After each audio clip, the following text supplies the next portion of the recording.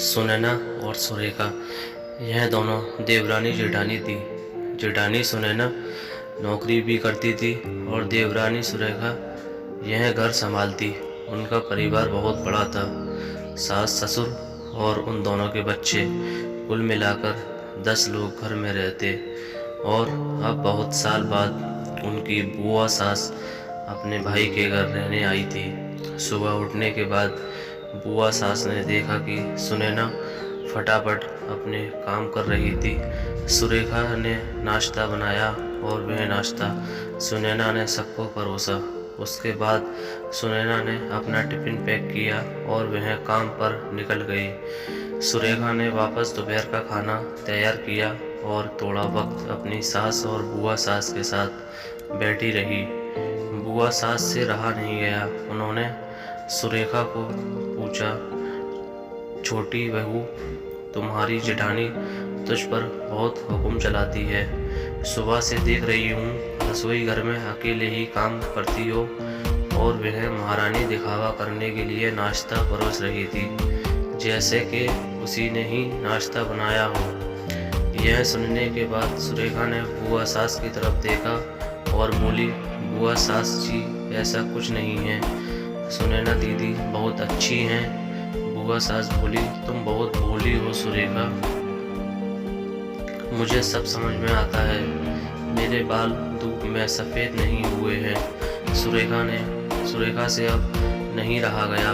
वह बोली, ऐसा नहीं है बुआ जी, आपको सुनैना दीदी ने सबको नाश्ता परोसा वह दिखा, पर आपको यह नहीं दिखा कि दीदी ने मुझे ज़बरदस्ती सबसे पहले नाश्ता करने दिया और चाय भी दी। यह रोज़ मुझे ऐसा सबसे पहले ही नाश्ता दे देती हैं, नहीं तो सबके लिए नाश्ता करते करते मैं खुद के लिए नाश्ता बनाना भूल जाऊंगी।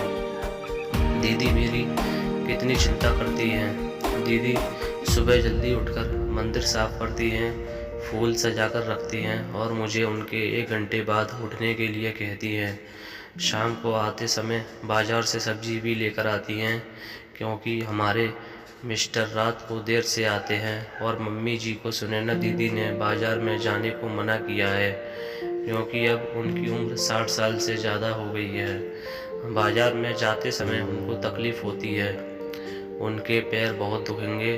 कभी उनको बाहर घूमने का मन हुआ तो सुनैना दीदी छुट्टी लेकर उनको घुमाने ले जाती हैं। और हाँ बुआ जी, दीदी रोज़ शाम को आने के बाद वह कितनी भी थकी हों तब भी मुझे खाना बनाने में मदद करती हैं।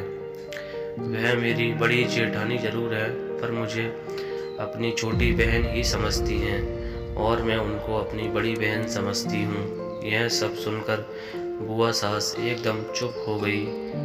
उनकी चुगली सुरेखा के आगे टिक नहीं पाई। शाम को सुनैना सब्जी की थैली सुरेखा के पास देते हुए बोली, सब्जी के साथ तुम्हारे मनपसंद लेखक की किताब भी है, उसमें है। यह सुनकर सुरेखा खुश हो गई। सुनैना को थैंक यू बोलकर सब्जी की थैली किचन में रख कर वह अपने रूम में चली गई। उतने में बुआ ने सुनैना को आवाज़ दी, बड़ी बहू ज़रा यहाँ आना। वह बोली, सुनैना तू इतनी मेहनत करके पैसे कमाती है और ऐसे फालतू में किताब खरीदी करके मुफ्त का खर्चा करती हो, वह भी अपनी छोटी देवरानी के लिए। वह ऐसे भी घर में बैठकर करती क्या है, तुम दिन भर मेहनत करती हो और वह घर में आराम करती है। इस पर सुनैना हंसकर बोली, क्या बुआ जी आराम? और सुरेखा उसे तो कहने पर भी वह आराम करती नहीं। सुबह उठकर बेचारी काम करती रहती है। सबका मनपसंद खाना, मेरे और उसके मिलाकर 4 बच्चों का टिफ़िन सब वही तो करती है, और तब भी उसके चेहरे पर हमेशा आनंद दिखता है। सुबह की चाय पीने के लिए उसके पास वक्त नहीं रहता।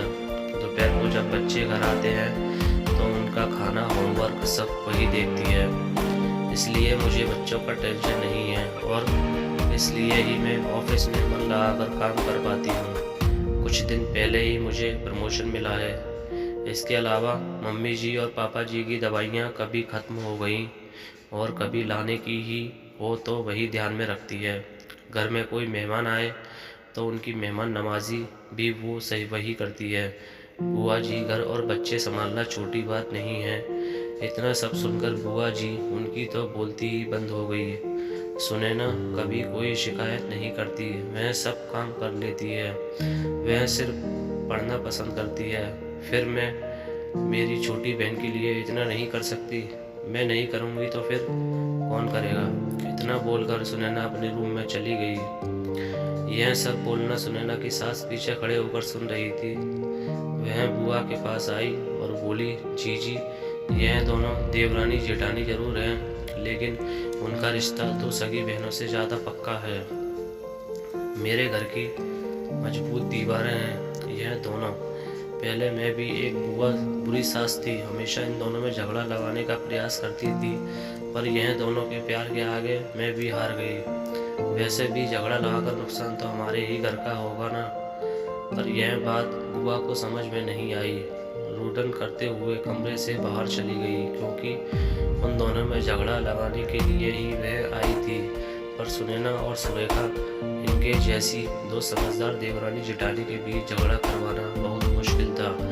तो दोस्तों, सुनैना और सुरेखा, इनकी जैसी समझदार देवरानी जेठानी जिस घर में होंगे, उस घर का कोई बुरा नहीं कर सकता। जिस घर में ऐसी बहुएं होंगी, वह घर स्वर्ग बन जाएगा।